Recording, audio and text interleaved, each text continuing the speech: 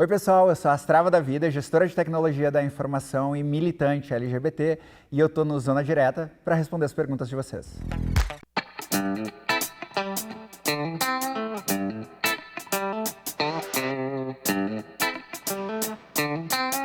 Tem alguma vertente do feminismo que você mais se identifica? Com certeza. Com certeza. Existe, na verdade, quando eu ouvi falar sobre feminismo na primeira vez, eu acreditava que o feminismo era uma coisa muito única. Até que eu comecei a entender questões sobre feminismo liberal, ser um feminismo mais branco e tal, e acabar tendo uma exclusão de outras existências de mulher.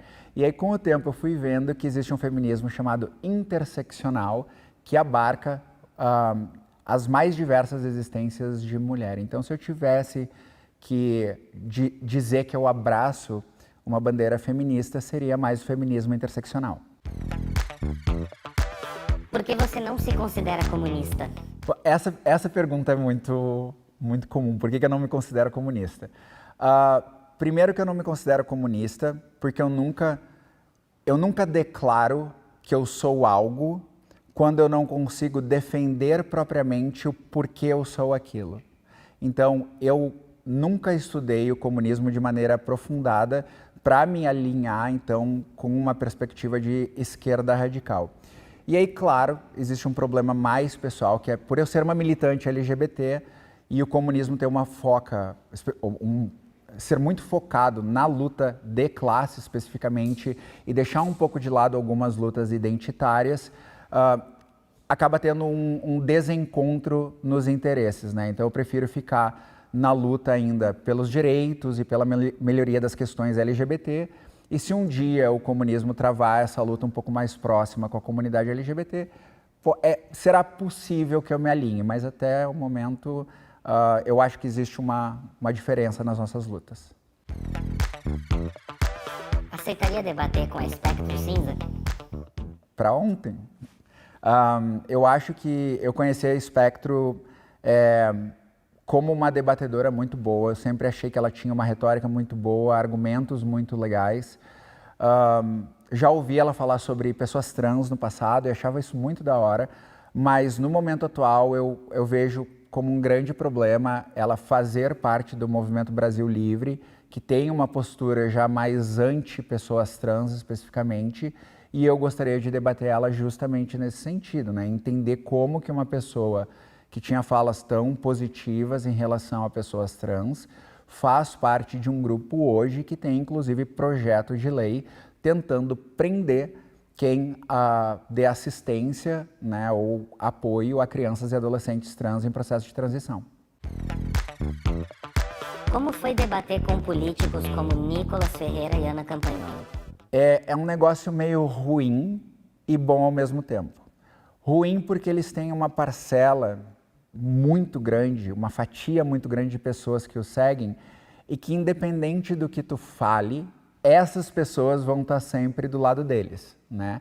Então, nesse aspecto é ruim porque você vai receber muitos ataques, não importa a qualidade argumentativa, né, que você traga para o debate. Mas bom porque a gente expõe a fraqueza dessas pessoas no debate público, né? Que é tudo pânico moral, é tudo criação, é tudo fantasia da cabeça deles que eles criam, né? E que acabam se elegendo com isso, né? Então é muito bom para eu expor essa hipocrisia, mas muito ruim porque tem que lidar com o hate da comunidade depois.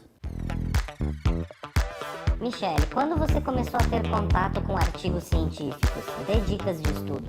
Legal, essa é muito bacana. Então, eu fui uma pessoa que eu sempre gostei muito de matemática apenas na escola. Era a única coisa que eu gostava de exatas e tal. E eu nunca tive muita oportunidade de estudar propriamente. Quando eu entrei na Polícia Militar em 2006, eu tomei uma decisão na minha vida de que eu não ficaria na Polícia Militar por mais de 5 anos. E aí em 2008 eu entrei na faculdade, na PUC do Rio Grande do Sul, fiz um financiamento bancário para isso, entrei no curso de Sistemas de Informação, que era uma área que eu entendia, já que eu gostava de matemática, que poderia me dar uma oportunidade. E lá eu passei a ter que estudar muito, porque eu já estava com 28 anos, eu tinha terminado meu ensino médio fazia mais de 10 anos, então eu estava muito desligada do meio de estudo mesmo. E eu passei muita dificuldade, porque eu já estava próxima dos 30, então eu comecei a estudar muito. Eu trabalhava numa escala 12/36 na polícia, então eu ia para a universidade no dia que seria minha folga da polícia e ficava estudando de 8 a 10 horas lá. E aí eu comecei a estudar só para não ficar para trás. Só que depois eu comecei a querer aprender sobre coisas que me eram curiosas. Astrofísica, biologia, o desenvolvimento do ser humano, dinossauros, o que fosse. Eu acabei estudando alguns livros, algum material acadêmico e depois, quando eu precisei também entender sobre o meu processo de transição e o que eu vivia, aí já com 30 anos, aí eu comecei a ir em pesquisadores de gênero e de sexualidade, estudar as publicações deles, entender quem realmente eu era, porque eu não achava isso em nenhum lugar, e eu peguei gosto pela coisa, né? Então foi um processo meio natural. Eu forcei na minha área de formação, que é tecnologia, e o restante foi porque eu tenho curiosidade sobre outros assuntos da ciência. Aí ele finalizava com dê dicas de estudo. A dica de estudo que eu dou é justamente essa. Pega algo que você tem muita curiosidade de saber e começa no básico. Se é algo de ciência, pega um livro de ciência do primário, para ver se você lembra o que estava lá.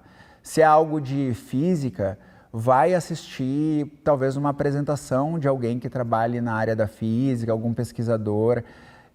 Primeiro escuta muito, até porque você precisa se familiarizar com as coisas. Mas sempre pega aquela coisa que mais te desperta a curiosidade, porque daí se torna prazeroso estudar. Né? Se tu for em qualquer coisa, às vezes tu só vai passar raiva, né?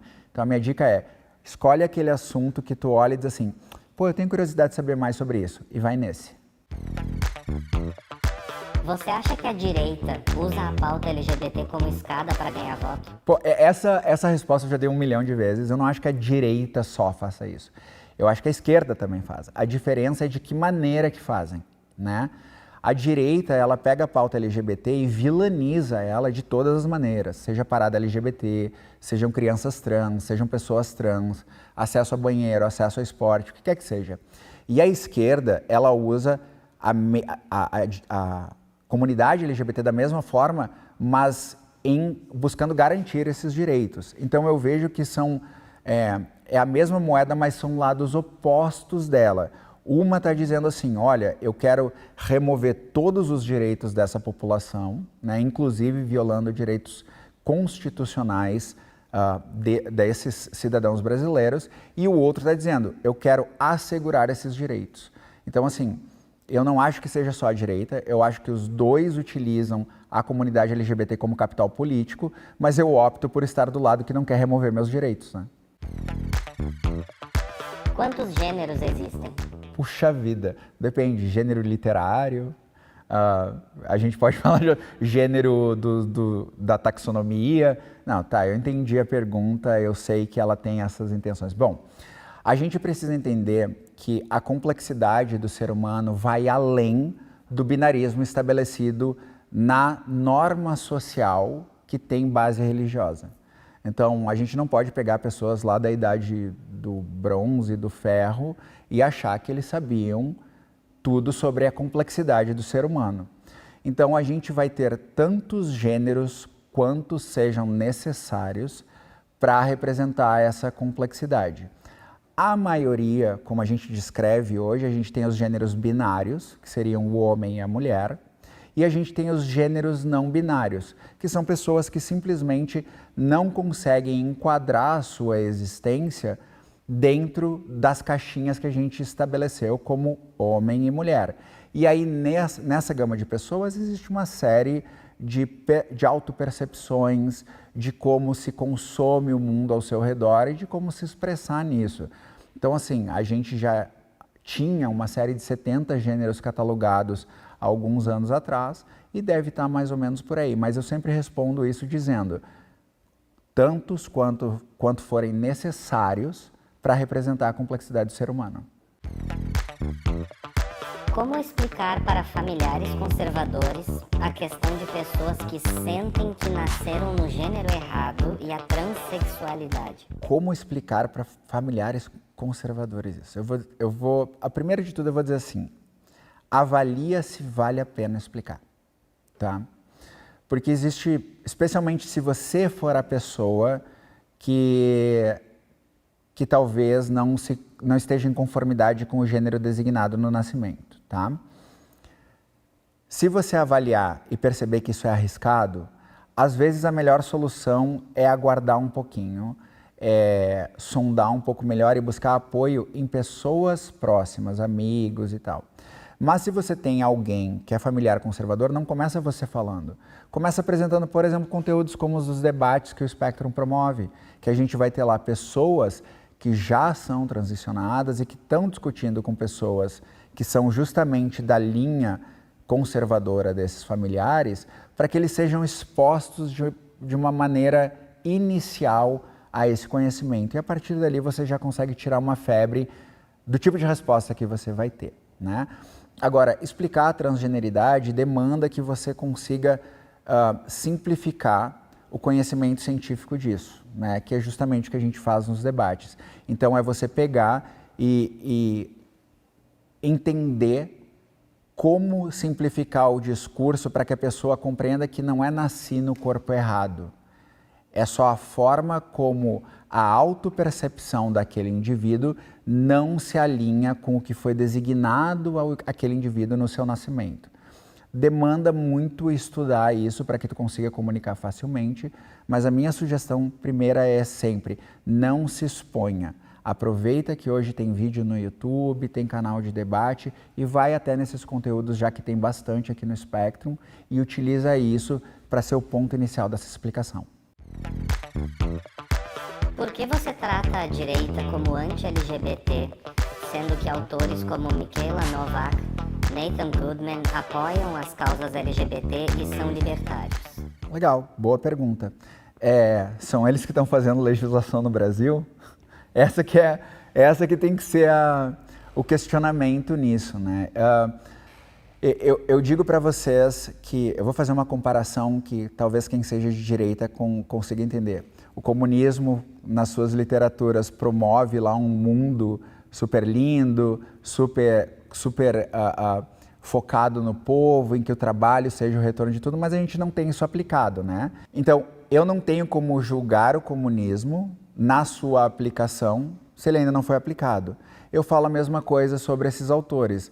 Não são eles que estão passando os projetos de lei no Brasil ou fazendo as propostas legislativas que buscam remover os direitos da população, seja o direito ao casamento, o direito à adoção, o direito a participar nos esportes, o direito a acesso a banheiro, o direito a cotas.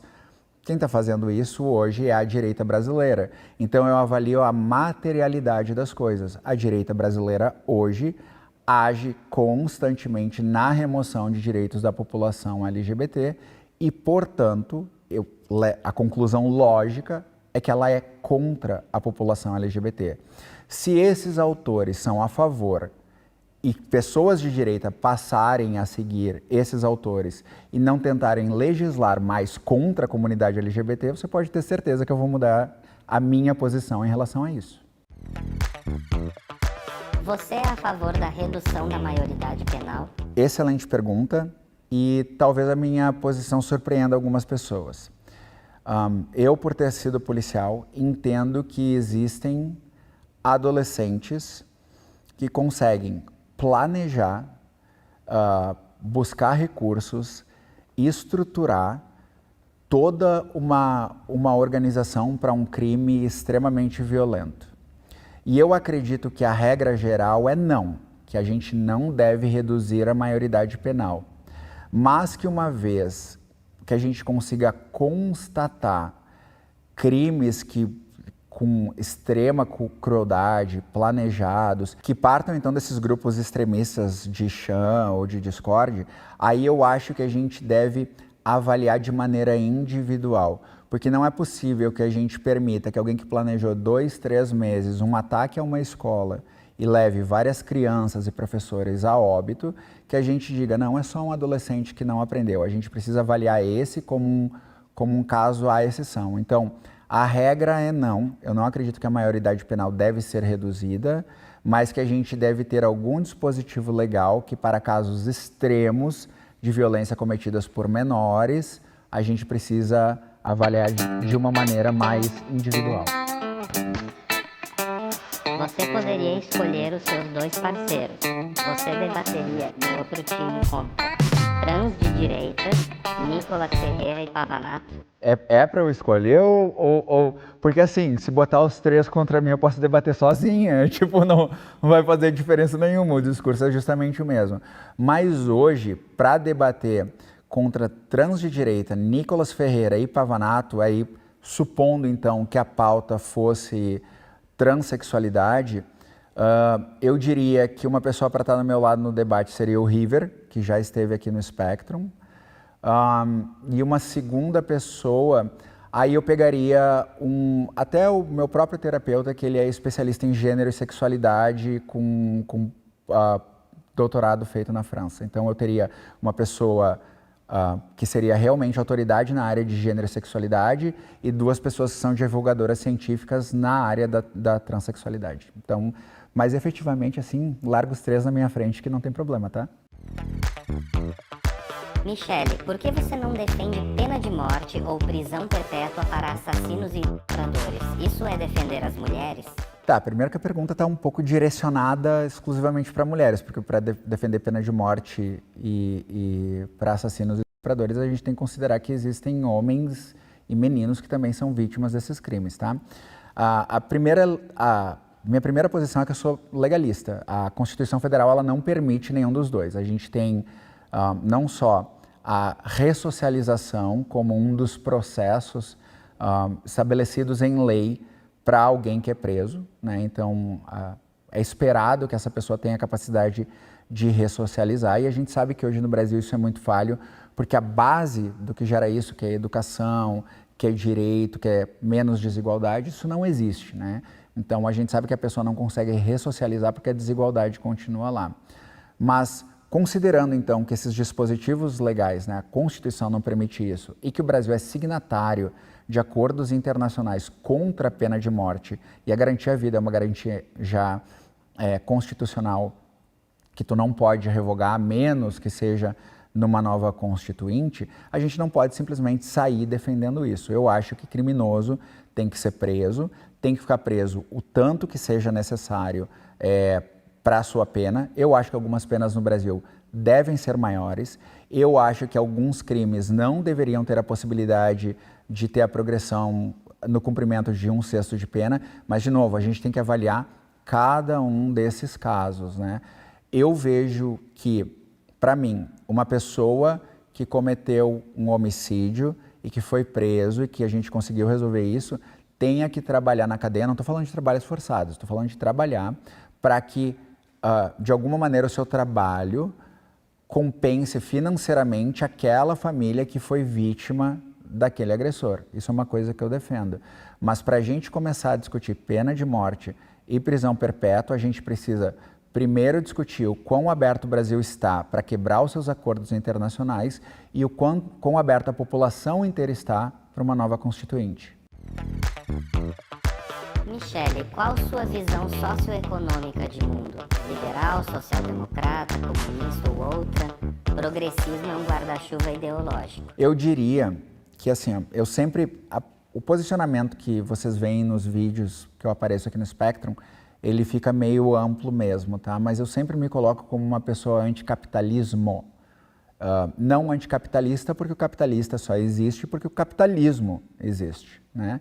Então, por que eu sou anticapitalismo? Porque o capitalismo, ele é basicamente o novo feudalismo, ele é dado uma nova roupagem, onde o trabalho de muitos são explorado para a riqueza de poucos. Os recursos naturais que deveriam ser usados para o todo são usados para poucos. E aí o que acontece? A gente tem uma parcela gigantesca da população com nada ou com muito pouco e uma parcela micro da população com os maiores confortos, os maiores recursos, sem passar dificuldade nenhuma com nada.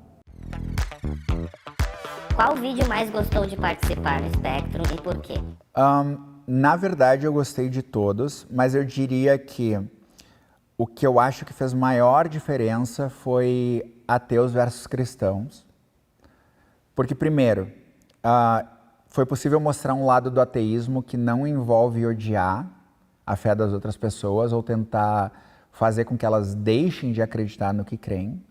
E também mostrar para as pessoas que eu me importo muito mais com o que tu faz com a tua fé do que efetivamente como tu professa ela na igreja, na tua família, para o teu círculo.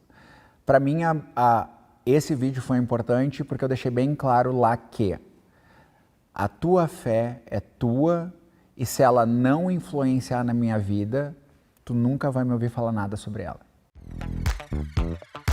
Michele, qual a sua posição sobre o aborto? Então, ela é uma ótima pergunta.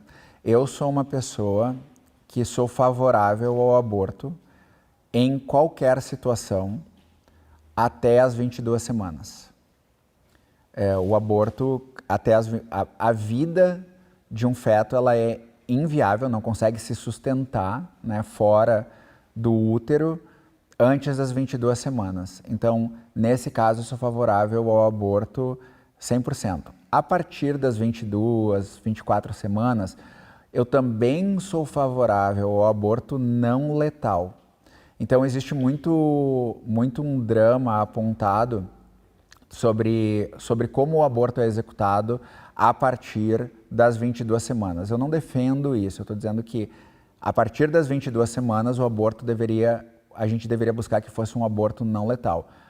Há exceção, na minha opinião, quando a gente está falando de crianças que foram vítimas de violência, porque o corpo delas nem está preparado para conseguir, né, desenvolver aquela vida plenamente e, quem sabe, né, tirá-la com vida lá. A vida daquela criança acaba correndo risco. A grande questão é que o drama criado em cima do aborto ignora os dados que, por exemplo, usando os Estados Unidos como referência, 99% dos abortos ocorrem antes dos 3 meses. Então não é como se a gente tivesse um feto super desenvolvido lá, com capacidade cognitiva ou de personalidade. Não é isso. A gente tem um ser que tem o potencial de ser um ser humano em desenvolvimento, mas ainda não está. E eu acho que a autonomia do corpo da pessoa gestante deve ser mantida independente do que as outras pessoas pensem. Mas, de novo, a partir das 22 semanas, ali, quando já há viabilidade de vida, eu acredito no aborto não letal. Como levar o acesso à saúde para a população trans em todo o Brasil? Vejo que há poucos ambulatórios trans, até mesmo aqui em São Paulo. Esse é um grande problema e em debates recentes vocês vão ver que existe um movimento muito forte, e até legal porque a gente falou de direita e esquerda agora há pouco, né, da própria direita, tentando diminuir cada vez mais o acesso de pessoas trans, inclusive dizendo que o SUS não deve garantir nossos tratamentos, não deve garantir nossas cirurgias, né, violando esses princípios básicos do SUS. Eu acho que para a gente conseguir ter uma cobertura maior e ter maior acesso à saúde de pessoas trans, a gente precisa primeiro que o governo invista na capacitação de profissionais do Sistema Único de Saúde para atender essa população, independente da existência de um ambulatório trans naquele estado ou naquele município. Mas para além disso, eu acho que a gente precisa ter uma postura mais firme do governo em combater o que é falado de maneira errada sobre a população trans.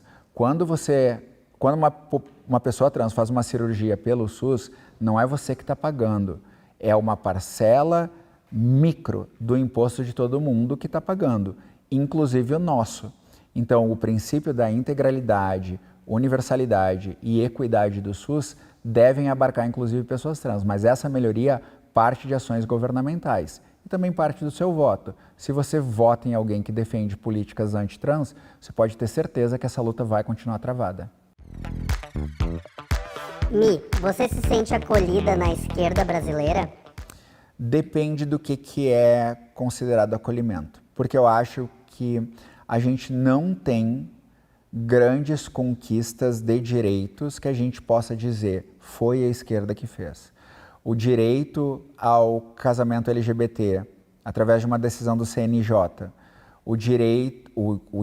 mas a criminalização da LGBTfobia através da ADO 56. Nada disso foi simplesmente a esquerda foi lá e fez isso. Eu acho que a gente teve vários governos de esquerda, Lula, Dilma, esquerda pelo que a gente entende de esquerda no Brasil, né? Que tiveram oportunidade de avançar muitas pautas da comunidade LGBT e não o fizeram. Não sei se para comunicar com o Centrão e poder governar, não sei se porque é importante só durante a campanha, mas a gente teve isso. E eu ainda acho que as pessoas que hoje nos representam na Câmara têm pouca força política porque a Câmara está dominada por um espectro anti-pessoas LGBTs. Então, eu não me sinto acolhida no aspecto de ver a esquerda realmente fazendo muita coisa para mudar a realidade de direitos e garantias fundamentais de pessoas LGBTs. Agora, eu me sinto acolhida no aspecto da luta, de ter mais pessoas do meu lado lutando por esse objetivo. Aceitaria debater com o cristão Tassos Licurgo sobre a suposta ideologia de gênero? Só cair dentro, meu filho. Tô esperando. Pode ser aqui em qualquer lugar, porque, na boa, um cara que se coloca como autoridade tão grande em assuntos voltados à religião, falar tanta bosta em relação à comunidade trans, é uma pessoa que eu adoraria ter na minha frente para ver até onde vai esse conhecimento.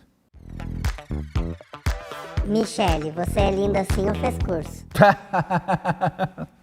Gente, sem enganar vocês, tá? Eu não sei quando esse episódio está saindo, mas no dia anterior a essa gravação a gente estava falando que uma das coisas que mais é atacada em mim e que foi atacada a minha vida inteira é justamente a minha aparência. Eu acho que vocês me acham mais bonitinha por causa da inteligência do que qualquer outra coisa, mas eu me acho uma grande gostosa, tá? Independente do que os outros falem. Então, não teve curso, foi simplesmente aceitar que eu sou uma grande gostosa. Ai, ai. Olha a pergunta que veio. Michele, você como uma ex-PM, o que achou da fala do Chavoso sobre policial não ser classe trabalhadora? Essa fala eu já critiquei em live e eu acho que em um episódio do Spectrum eu também fiz a crítica, tá? Eu entendo que o policial é o trabalhador que o Estado utiliza contra outros trabalhadores, tá?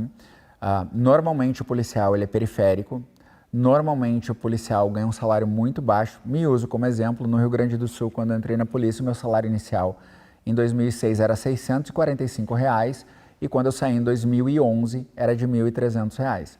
Então, o Estado está usando uma pessoa que trabalha ganhando um salário muito baixo para aplicar a sua lei contra outros trabalhadores.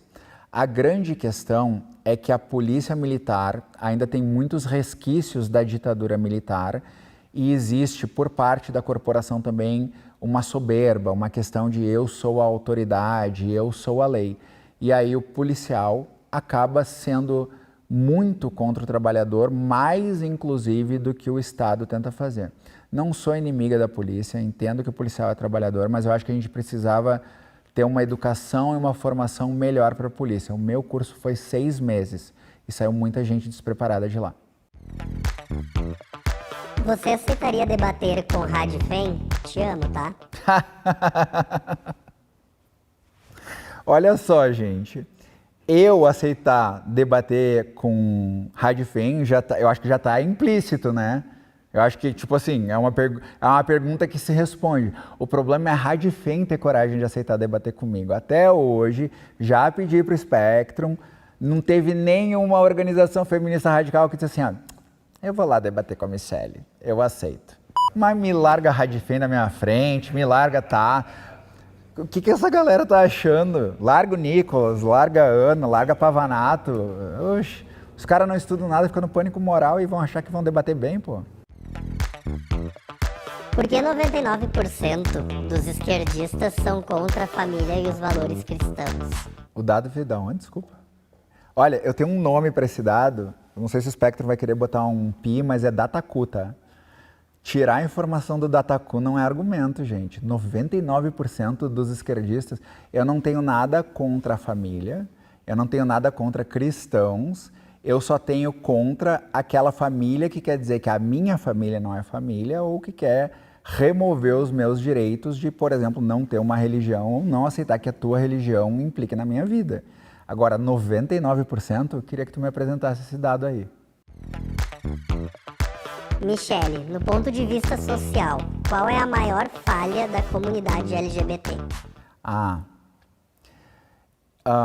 Eu acho que muitas vezes, por a gente ser uma comunidade muito mais marginalizada, o restante da população exige de nós algo que não está na gente. Então, as pessoas olham para a comunidade como escandalosa, como bagunceira, quando na verdade é um julgamento que a pessoa está fazendo de lugares de vulnerabilidade social. E eu acho que não é um problema da comunidade LGBT isso. Eu vejo que o problema maior está em como a sociedade enxerga a expressão de populações marginalizadas.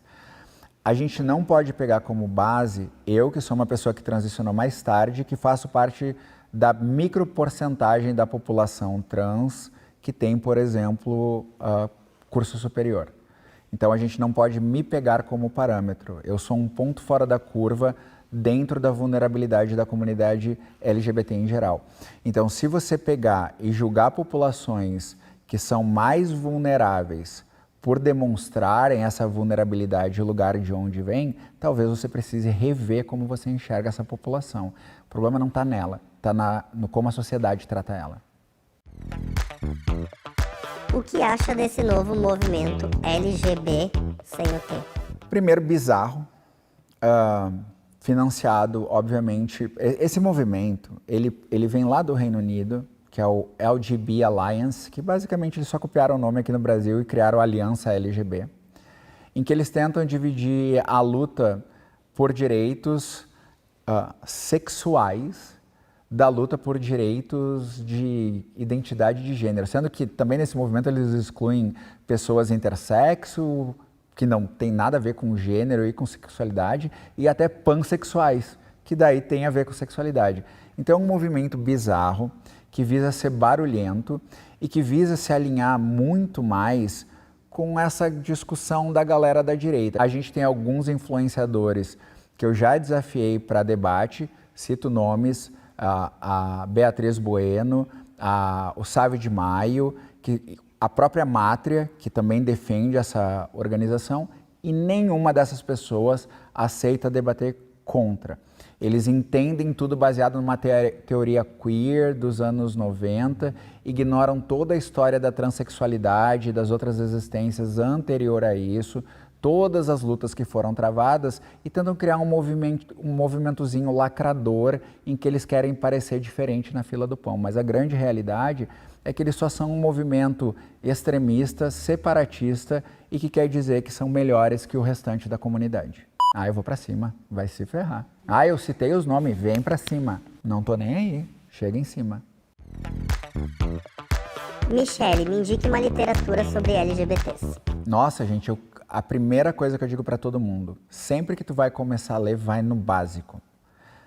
Eu tive um debate que foi gravado ontem, em que eu cheguei a recomendar Brasil Escola pra pessoa, tá? Então eu acho assim, se a tua base é nada, Brasil Escola. Vai no básico, no básico. Se você quer entender um pouquinho sobre gênero, um pouquinho sobre sexualidade, ou vai na página da Secretaria de Diversidade Sexual do Governo Federal, lê a base.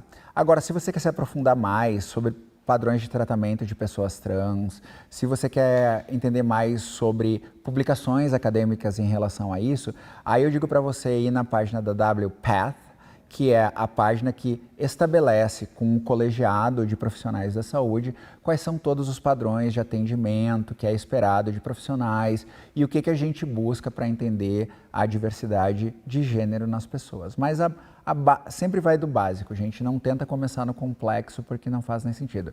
Minha recomendação inicial é, faz a sua primeira pergunta no Brasil Escola, que eu tenho certeza que a resposta está lá.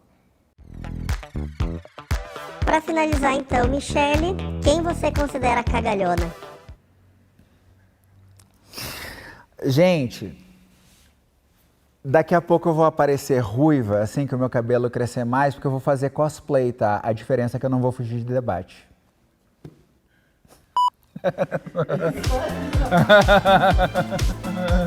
Vou fazer cosplay de um pedaço de bosta, só não vou fugir do debate. Ai, obrigado, gente.